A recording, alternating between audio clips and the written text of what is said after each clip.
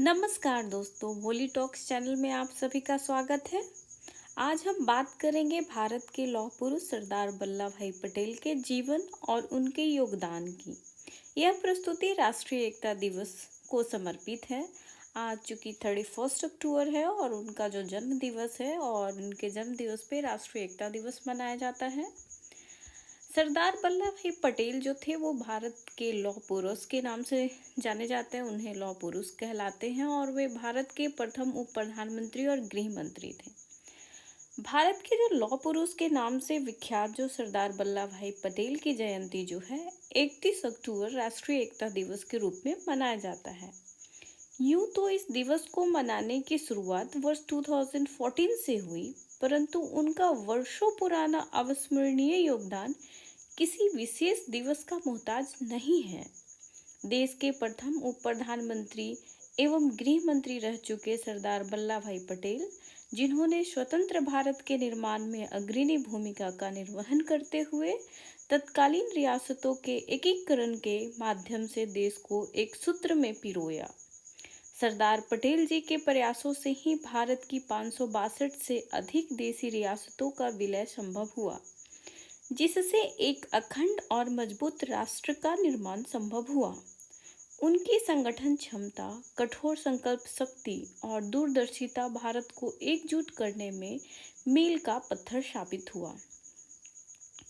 आज के दिन राष्ट्रीय एकता दिवस एक अवसर देता है कि देश के युवाओं में राष्ट्रीय एकता, अखंडता और सुरक्षा के प्रति जागरूकता भावना को बढ़ावा देने और उनके योगदान को याद करने का।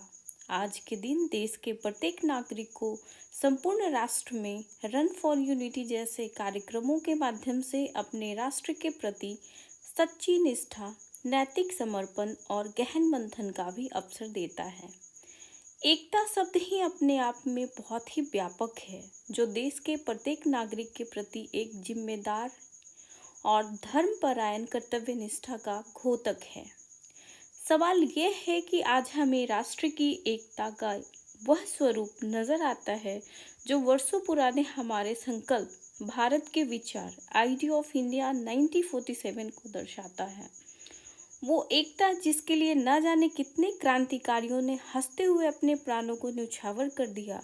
वो एकता जिसमें एक सपना था, विविधता में एकता को। वो एकता जिसमें एक विचार था, प्रेम और सामाजिक सौहार्द का।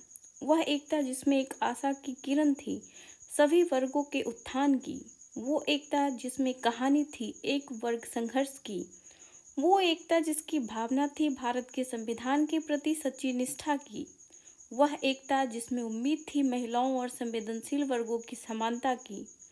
वह एकता जिसमें एक कर्म था जिसका सिर्फ एक ही धर्म था, सिर्फ और सिर्फ भारतीय और एक सच्चा भारतीय। उत्तर है बिल्कुल नहीं। आज जो है एकता की भावना और विचार कहीं लुप्त सा हो गया है। सह अस्तित्व की धारणा को मानो जंग सी लग गई है। धर्म और जाति पर आधारित राजनीतिक प्रणाली ने भारतीयों को विभिन्न वर्गों में बांट दिया है। इस एकता में पहले जहां प्रेम और भाईचारा की खुशबू आया करती थी, आज उसमें कट्टरता और सांप्रदायिकता की बू आने लगी है। जातिवाद और सामाजिक भेदभाव की खाई इतनी गहरी हो गई है कि एक सशक्त राष्ट्र निर्माण के सभी पहलू उसे पाटने में विफल प्रतीत होते हैं। आज स्वयं को हम जाट, गुज्जर, सिख, ब्राह्मण, पंडित, राजपूत, खान, पठान होने पर गर्व करने लगे हैं, न कि एक भारतीय। सरदार पटेल ने कहा था, हर भारतीय को यही याद रखना चाहिए कि वह पहले भारतीय है और बाद में कुछ और है।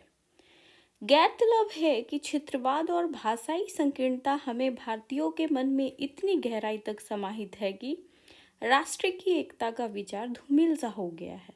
भारत की सांस्कृतिक विविधता में 22 से अधिक आधिकारिक भाषाएं और सैकड़ों बोलियां नजर आती हैं, लेकिन उत्तर दक्षिण, पूर्व पश्चिम के भेदभाव जैसी हिंदी थोपने या मराठी मानुष जैसे नारे राष्ट्रीय एकता को कमजोर करते नजर आते हैं।